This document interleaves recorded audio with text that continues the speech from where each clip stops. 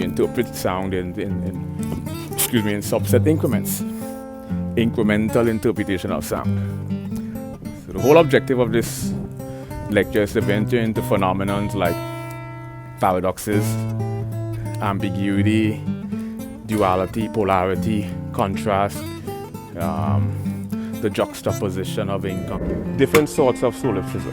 One aspect of solipsism says that only the mind exists. I didn't have down, what is amplitude, frequency, velocity, why do we hear octave? But that's just from a physics perspective, like precognition, premonition, clairvoyance, retrocognition, lucid dream, extrasensory perception.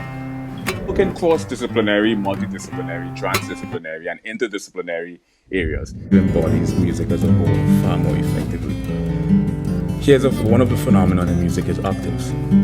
Why we hear octave? It turns out that we hear logarithmically, meaning that the human ear interprets sounds in increments. So